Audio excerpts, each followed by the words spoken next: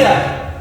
Terpujilah Kristus Tuhan kita yang telah menyelamatkan hidup kita. Pemazmur menulis, biarlah segala yang bernafas memuji Tuhan.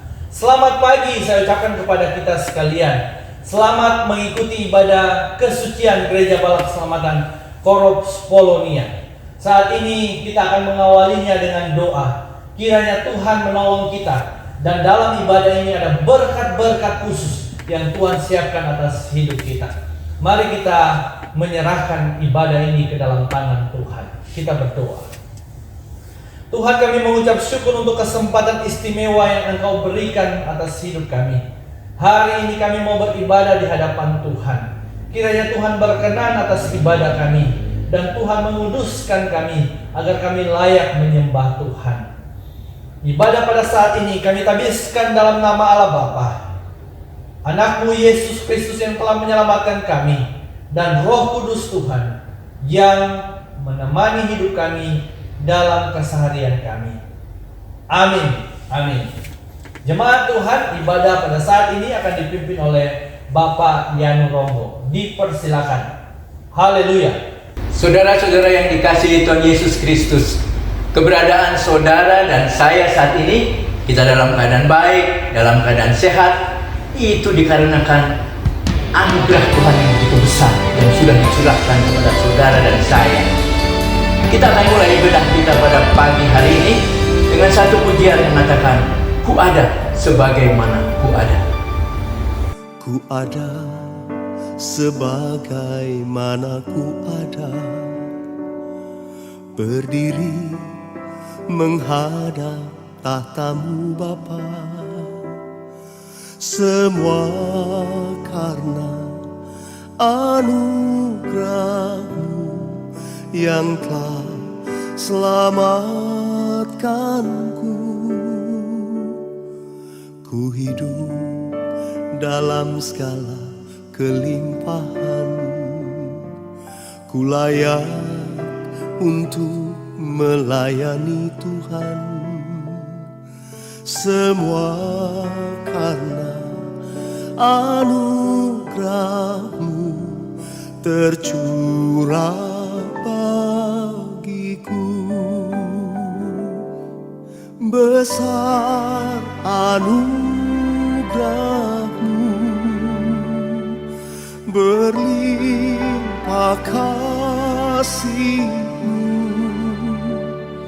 Semakin hari semakin bertambah besar anugerah-Mu.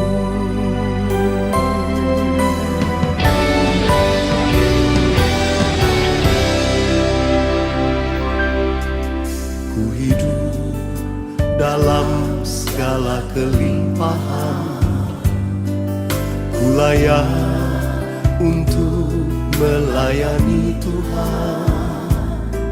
Semua karena anugerah-Mu tercurah bagiku.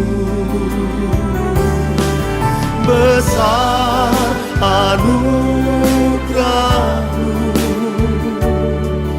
berlimpah kasih-Mu. Semakin hari semakin bertambah besar anugerah-Mu.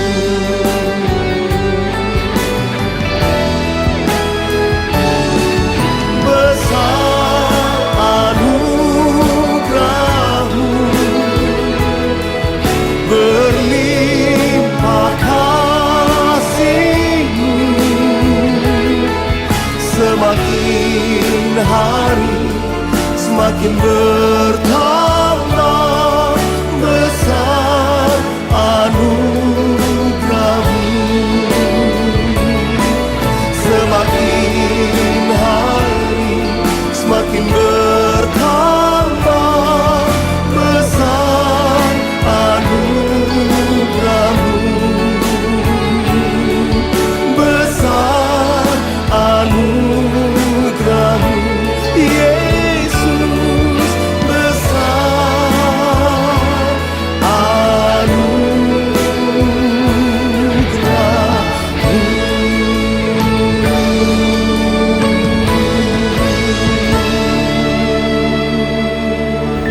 besar Tuhan Allah Bapa kami yang bertakhta di dalam kerajaan sorga, Allah Bapa yang kami sapa di dalam Putra-Mu Yesus Kristus yang adalah Tuhan dan Juru Selamat kami. Kami bersyukur dan berterima kasih kepadamu ya Bapa di sorga untuk semua anugerah-Mu yang Kau telah curahkan di dalam kehidupan kami pribadi lepas pribadi. Dan ternyata kami dapat melihat semuanya itu.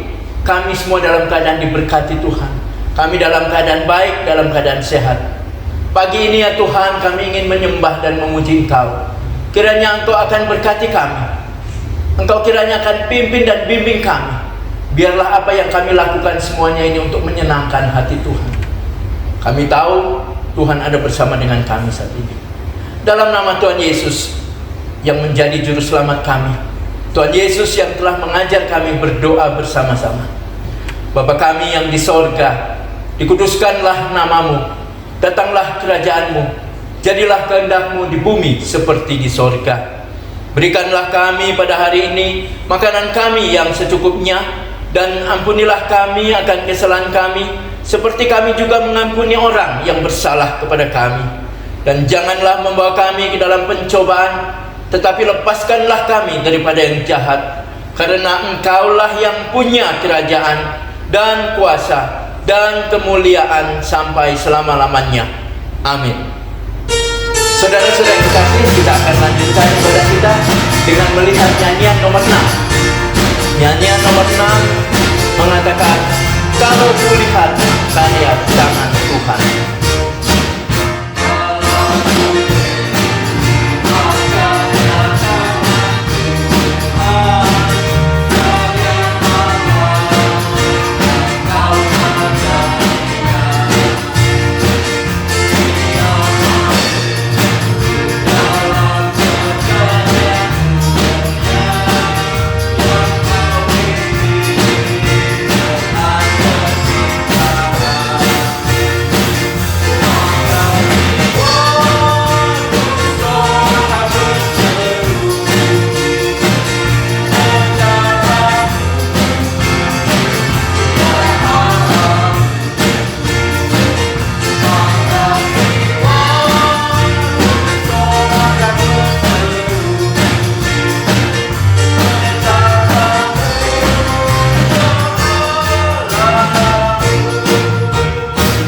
Tiba saatnya pada sesi puji-pujian dan kesaksian. Kita akan mendengarkan satu kesaksian dari seorang ibu, tetapi sebelumnya kita akan nyanyikan nyanyian nomor 26. Ceritakanlah pada saya cerita yang amat indah.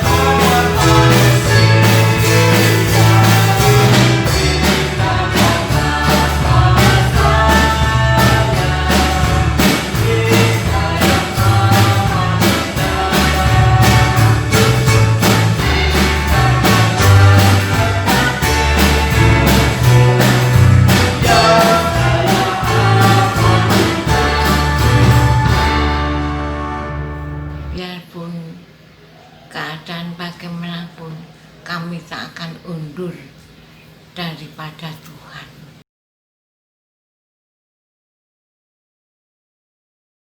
Telah kami rasakan sepanjang hidup kami, Tuhan tak pernah meninggalkan sedikit pun pada kehidupan kami.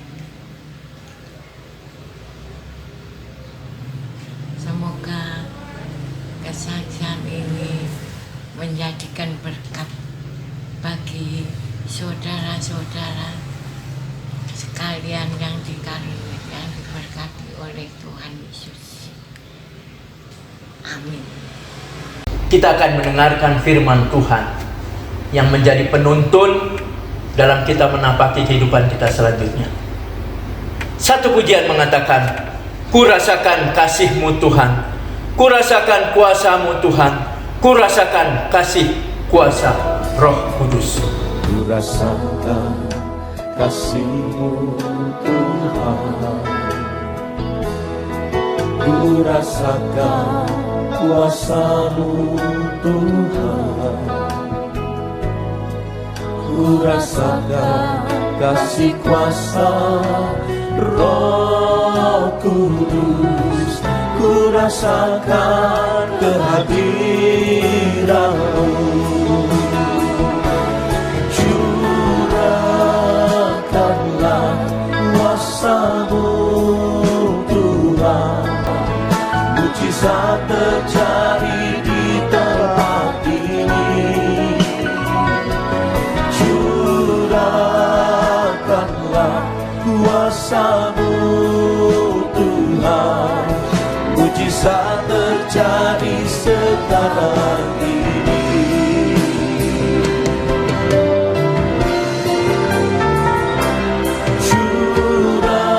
Curahkanlah kuasa-Mu Tuhan, mujizat terjadi di tempat ini. Curahkanlah kuasa-Mu Tuhan, mujizat terjadi sekarang ini. Curahkan kuasa-Mu, curahkanlah kuasa-Mu Tuhan, mujizat terjadi di tempat ini. Curahkanlah kuasa-Mu Tuhan, mujizat terjadi sekarang ini. Curahkanlah kuasa-Mu Tuhan, mujizat terjadi di tempat ini. Curahkan kuasa, curahkanlah kuasa-Mu Tuhan, mujizat terjadi sekarang ini. Satu kali lagi, mari angkat tangan kita katakan, curahkanlah.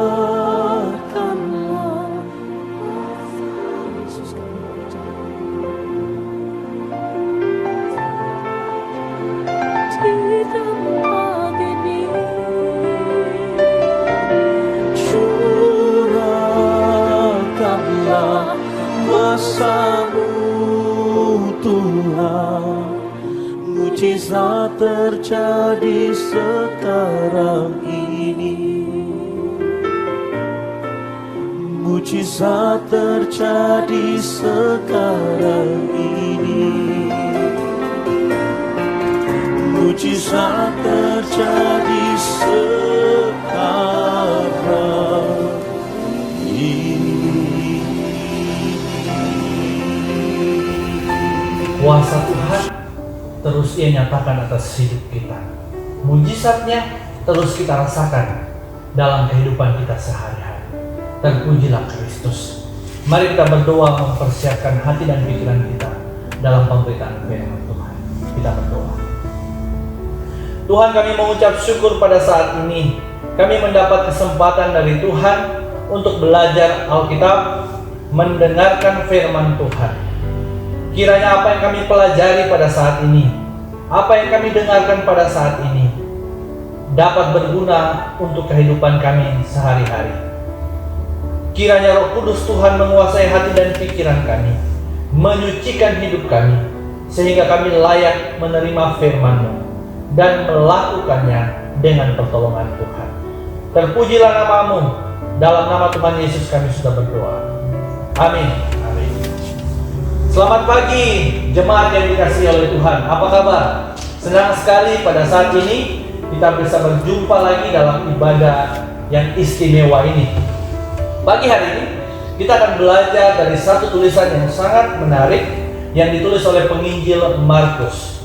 Mari kita lihat dalam Markus 10 ayatnya yang ke-46 hingga ayatnya yang ke-52.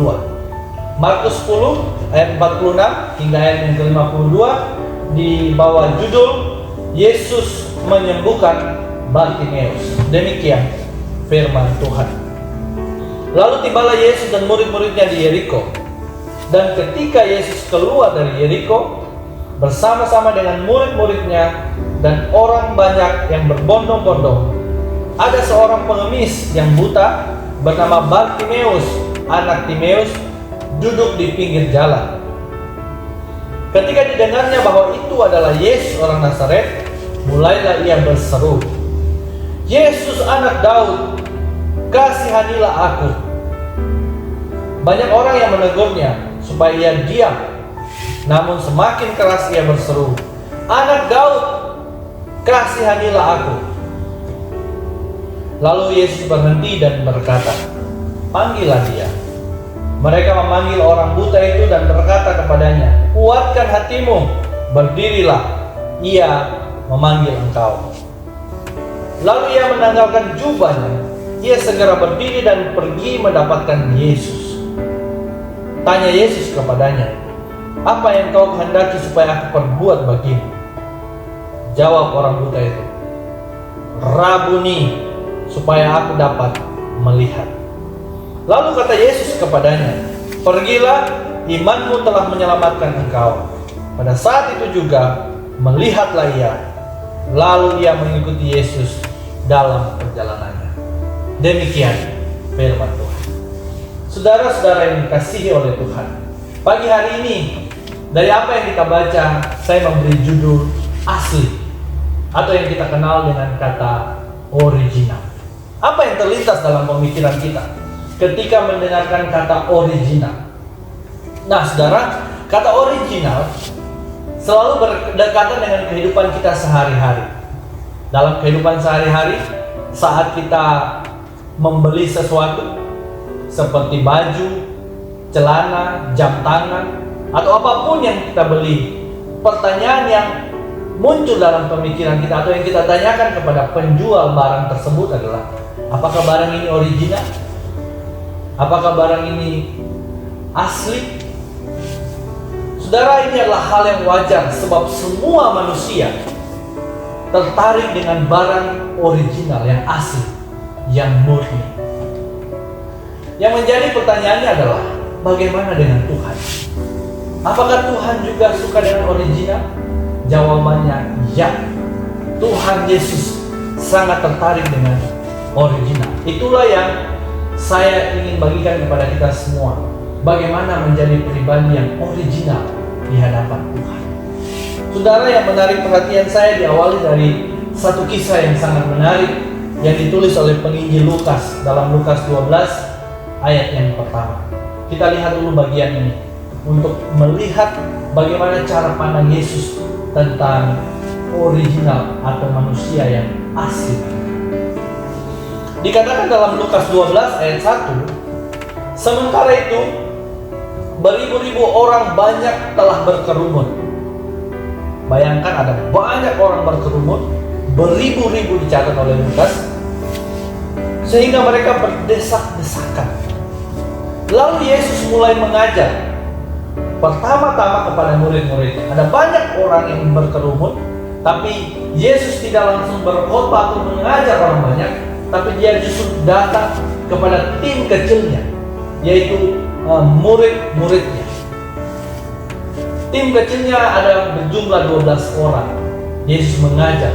Perhatikan apa yang Yesus ajarkan. Yesus katakan, "Waspadalah terhadap ragi, yaitu kemunafikan orang Farisi." Ada kata waspadalah terhadap ragi, yaitu kemunafikan orang Farisi. Saudara, kata waspada ini sering kita gunakan dalam kehidupan kita sehari-hari. Ketika ada banjir, ketika ada gunung meletus, ketika ada bencana alam atau ada demo, maka ada kata waspadalah, siaga satu, berjaga-jagalah. Ada sesuatu yang berbahaya yang akan datang, yang akan terjadi. Yang menarik perhatian saya, Yesus menggunakan kata waspada bukan untuk banjir, bukan untuk gunung meletus, bukan untuk sesuatu yang menakutkan yang selama ini kita takuti. Tapi justru Yesus menggunakan kata waspada untuk orang-orang yang munafik, yaitu orang Farisi. Orang munafik yang Yesus katakan waspada. Berarti di mata Yesus orang-orang yang munafik adalah orang-orang yang harus diwaspadai. Berbahaya orang-orang ini.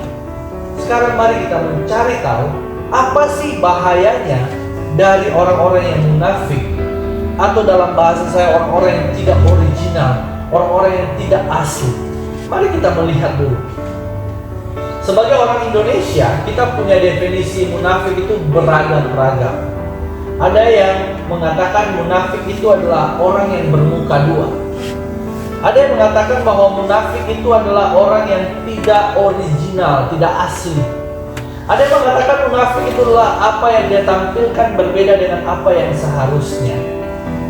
Orang munafik itu adalah orang yang suka bermain di belakang. Ada banyak definisi. Tetapi saya mengajak kita semua untuk melihat kata munafik dalam bahasa Yunani. Dalam bahasa Yunani, kata munafik itu berasal dari kata hipokrisis, atau dalam terjemahan King James Version, hipokrisi. Hipokrisi ini adalah artinya kehilangan keaslian. Kata hipokrisi ini sering digunakan untuk orang-orang yang bermain teater pada konteks bangsa Romawi. Pada zaman itu ada orang-orang yang memainkan teater, dan waktu ia main teater ia dipakaikan topeng. Kalau perannya tertawa maka topengnya tertawa. Kalau perannya marah maka topengnya marah. Kalau perannya menangis atau sedih maka topengnya sedih atau menangis. Itu peran teater. Tapi Yesus melihat bahwa itu tidak hanya terjadi di panggung teater, di panggung drama, tapi itu juga terjadi dalam rumah Tuhan, di bait Allah. Orang-orang Farisi memainkan perannya begitu baik, tetapi di balik kehidupan mereka, mereka hancur dan tidak original di hadapan Tuhan. Orang-orang Farisi pada zaman itu seolah-olah menjadi orang yang paling baik, tapi sebenarnya mereka sedang ada dalam hipokrisi, kemunafikan. Ada peran-peran yang dimainkan di dalam bait Allah yang Yesus bilang, ini tidak asli, ini tidak original. Sehingga apa yang kita baca tadi dalam Markus 10 ayatnya yang ke-46 hingga ayat yang ke-52 bersama Bartimeus, kita akan belajar bagaimana menjadi pribadi yang original di hadapan Tuhan. Apa adanya di hadapan Tuhan. Ada 3 hal penting yang saya percaya menolong kita untuk menjadi pribadi yang original di hadapan Tuhan. Mari kita perhatikan bacaan tadi. Di ayat yang pertama dikatakan, lalu tibalah Yesus dan murid-muridnya di Yeriko. Dan ketika Yesus keluar dari Yeriko bersama-sama dengan murid-muridnya dan orang banyak yang berbondong-bondong, ada seorang pengemis buta bernama Bartimeus. Anak Timeus duduk di pinggir jalan. Ada Bartimeus di pinggir jalan. Kota pada zaman Yesus dengan kota pada zaman sekarang ada perbedaannya. Pada zaman itu, kota selalu dikelilingi dengan tembok. Dan di pinggir-pinggir tembok itu ada orang-orang yang terpinggirkan, seperti orang kusta, orang buta, termasuk Bartimeus. Jadi Yesus melewati daerah itu, dan ketika Bartimeus mendengar tentang Tuhan Yesus, dikatakan mulailah ia berseru. Perhatikan ayat 47. Mulailah ia berseru. Lalu setelah ayat 47 ada orang-orang yang menegurnya supaya dia diam. Dan ayat 48 itu yang menjadi perenungan saya. Namun semakin keras ia berseru, Anak Daud, kasihanilah aku. Jemaat yang dikasihi Tuhan, setelah ia dihentikan untuk tidak berseru, ia semakin berseru di hadapan Tuhan. Saya senang dengan terjemahan King James Version. Kata semakin keras ia berseru diterjemahkan dalam bahasa Inggris cry out. Apa itu cry out? Cry out adalah doa yang disampaikan dari dalam yang keluar dan tertuju kepada Tuhan Yesus. Tidak ada kepalsuan. Semuanya murni original disampaikan kepada Tuhan Yesus. Nah, jemaat yang dikasihi oleh Tuhan, Bartimeus pada saat itu cry out kepada Tuhan. Ia memohon belas kasihan kepada Tuhan. Dan saya mau sampaikan, doa-doa yang seperti ini, yang cry out, yang keluar dari hati, itu sungguh menyentuh hati Bapa. Ketika Bartimeus cry out, Yesus memperhatikan bagian itu, dan Yesus tertarik dengan bagian itu. Saya sangat diberkati dengan cry out. Berhubungan dengan cry out, doa yang keluar dari hati. Ada satu kisah yang menarik perhatian saya yang pernah diceritakan oleh Tuhan Yesus. Saudara bisa melihat dalam Lukas 18, ayatnya yang ke-10 hingga ayatnya yang ke-14. Tuhan Yesus menceritakan ada dua orang yang datang ke bait Allah. Yang pertama orang Farisi, yang kedua pemungut cukai. Sudah kita tahu bahwa orang Farisi yang tadi dijelaskan orang-orang yang munafik. Tapi yang kedua adalah pemungut cukai. Kita perhatikan cerita yang menarik ini. Dikatakan bahwa orang Farisi itu berdiri dan berdoa dalam hatinya begini, "Ya Allah, aku mengucap syukur kepadamu karena aku tidak sama seperti orang lain. Bukan perampok, bukan orang lalim, bukan pezina, dan bukan juga seperti pemungut cukai ini. Aku berpuasa 2 kali seminggu. Aku memberikan 1/10 dari segala penghasilanku." Orang yang pertama, ia mengatakan apa yang ia lakukan. Lalu ia mengatakan ia selalu berpuasa. Ia memberikan perpuluhan. Mari kita lihat orang yang kedua. Orang yang kedua adalah pemungut cukai. Pemungut cukai itu berdiri jauh-jauh.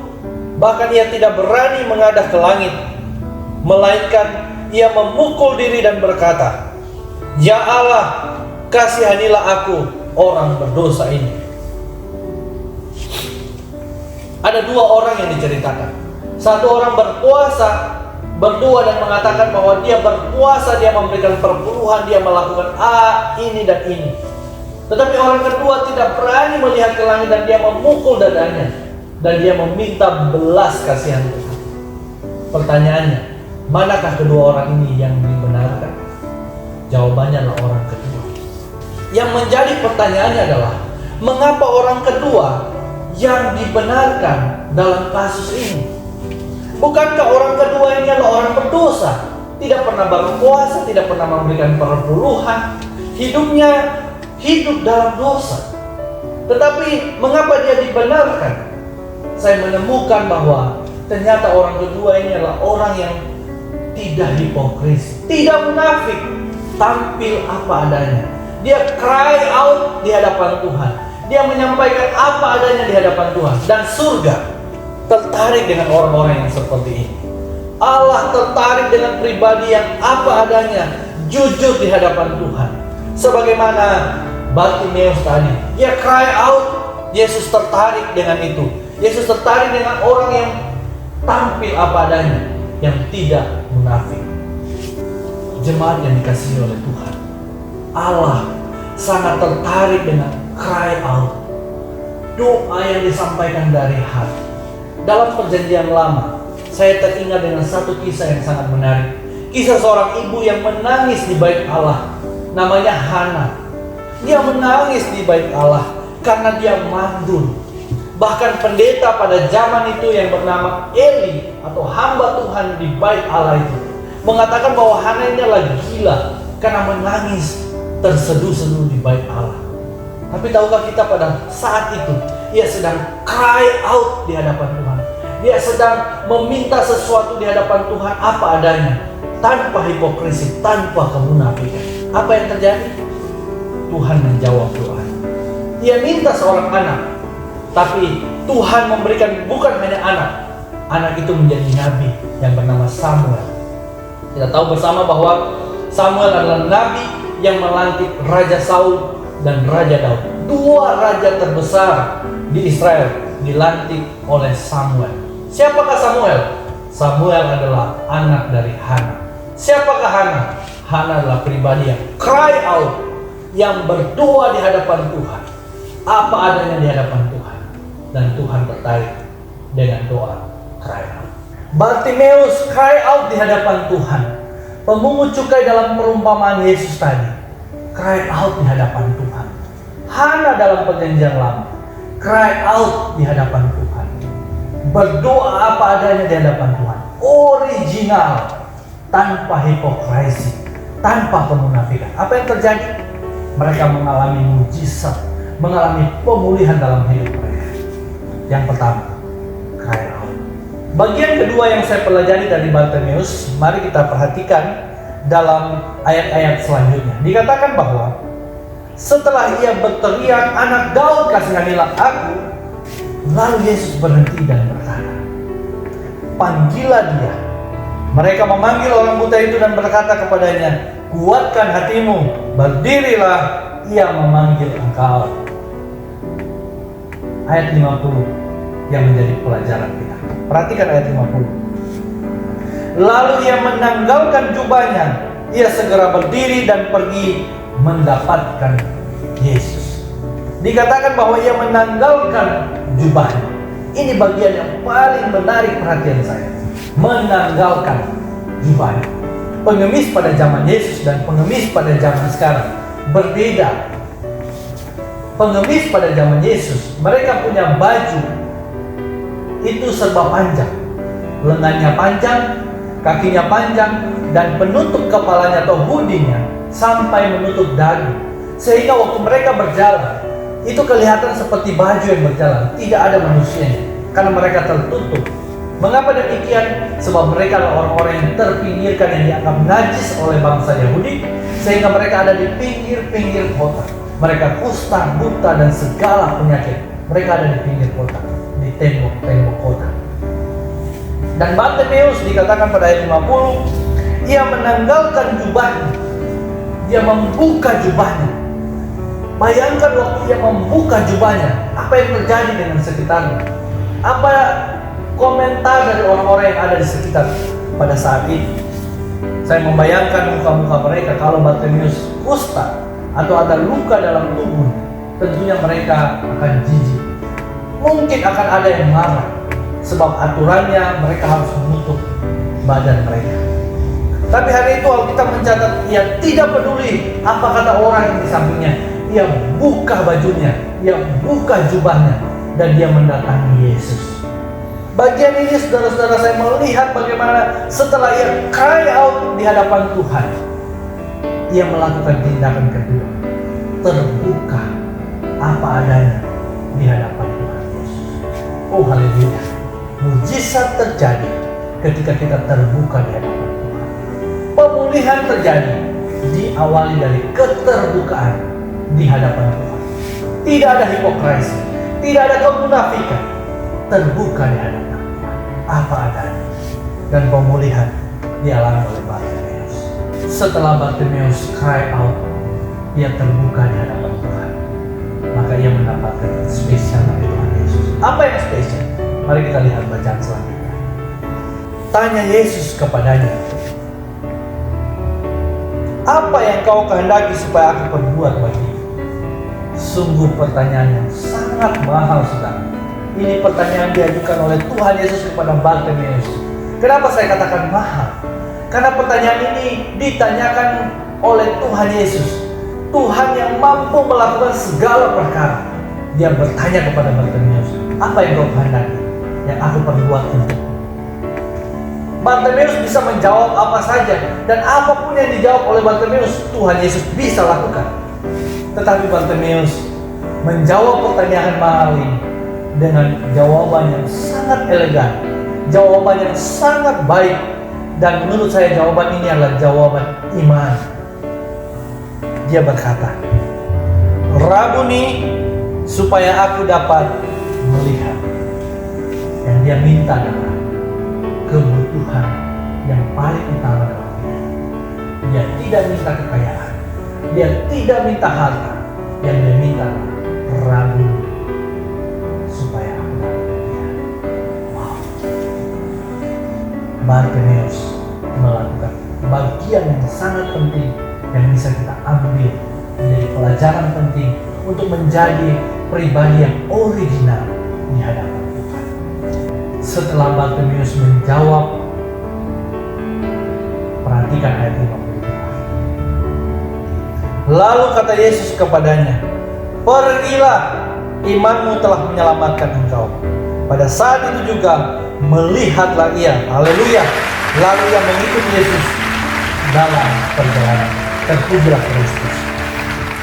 Jemaat yang dikasihi oleh Tuhan, waktu Tuhan Yesus mengajak murid-muridnya mengatakan, waspadalah terhadap raih kemunafikan orang Farisi.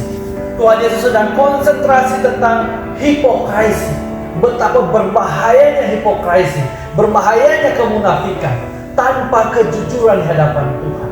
Kita belajar tadi bagaimana ada dua orang dalam perumpamaan Tuhan Yesus. Yang satu telah melakukan kegiatan agamawi, melakukan kegiatan yang seharusnya dilakukan, berpuasa, memberikan perpuluhan. Yang satu tidak melakukan hal itu. Tetapi dia ketika jujur di hadapan Tuhan, maka surga tertarik dengan bagian kejujuran, original di hadapan Tuhan. Dan hari ini, melalui pengajaran firman Tuhan, Tuhan merindukan umat yang original, umat yang jujur, terbuka di hadapan Tuhan. Melalui kisah Bartimeus kita belajar tentang bagaimana cry out di hadapan Tuhan, berdoa di hadapan Tuhan, mengeluarkan apa adanya di hadapan Tuhan, lalu terbuka di hadapan Tuhan, membuka diri kita di hadapan Tuhan, dan mengizinkan Tuhan melakukan kuasanya atas hidup kita. Lalu bagian yang ketiga, mintalah kebutuhan yang paling utama yang sedang engkau butuhkan saat ini.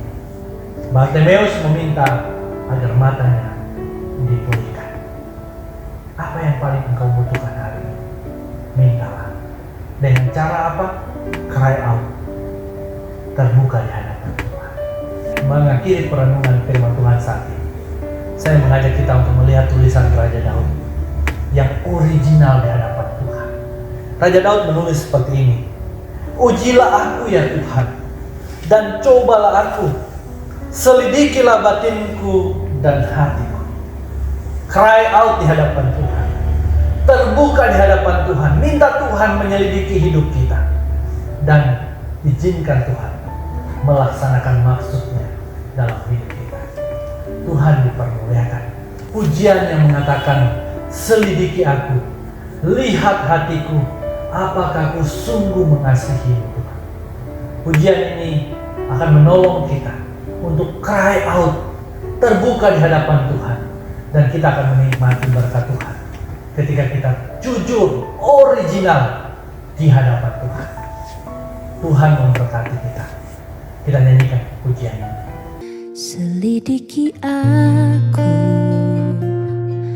lihat hatiku, apakah ku sungguh mengasihimu, Yesus, Kau yang Maha Tahu, dan menilai hidupku, tak ada yang tersembunyi bagimu.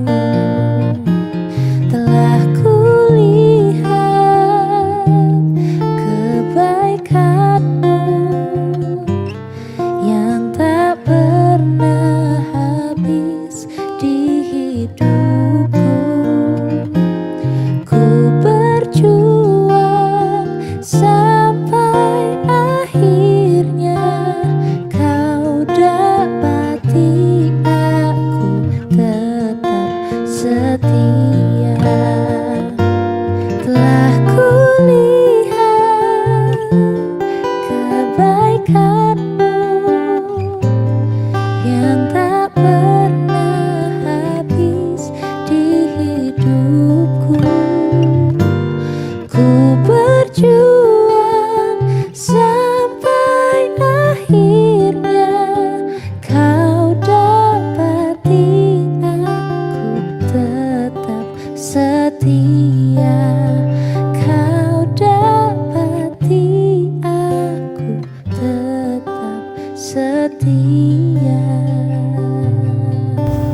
Bapa di surga, kami sangat bersyukur untuk pengajaran firman Tuhan pada saat ini. Kami kembali diingatkan untuk jujur di hadapan Tuhan, terbuka di hadapan Tuhan.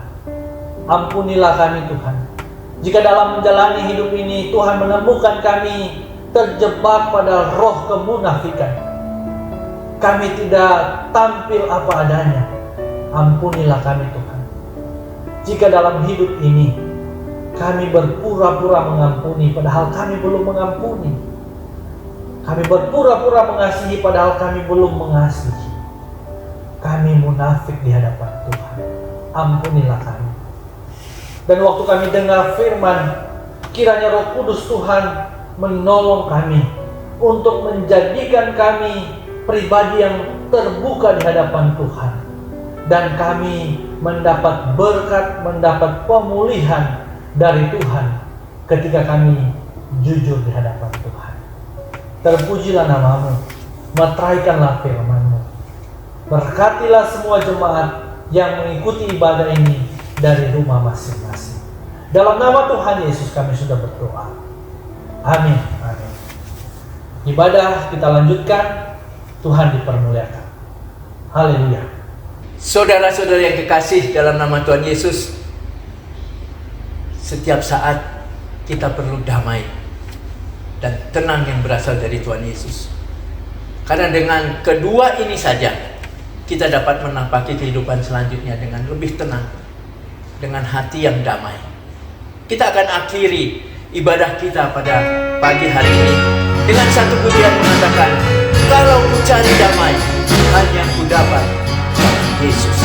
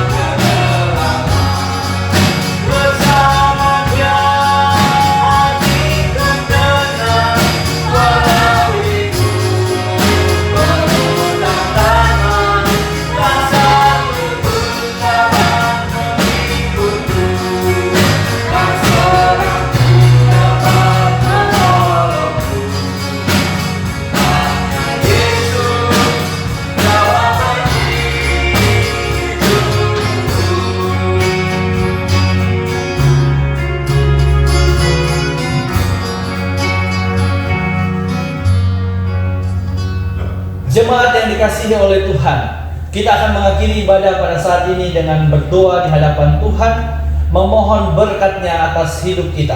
Mari kita berdoa. Tuhan, kami mengucap syukur kami telah selesai mengikuti ibadah ini. Kami telah memuji nama Tuhan, mendengarkan suara Tuhan melalui pemberitaan firman Tuhan. Saat ini kami akan mengakhirinya. Kami menyerahkan hidup kami ke dalam tangan Tuhan. Kiranya berkat-Mu dicurahkan untuk semua jemaat yang mengikuti ibadah ini di rumah mereka masing-masing. Jemaat yang dikasihi Tuhan, terimalah berkat Tuhan. Tuhan memberkati engkau dan melindungi engkau.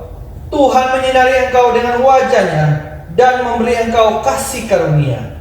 Tuhan menghadapkan wajah-Nya kepadamu dan memberi engkau damai sejahtera.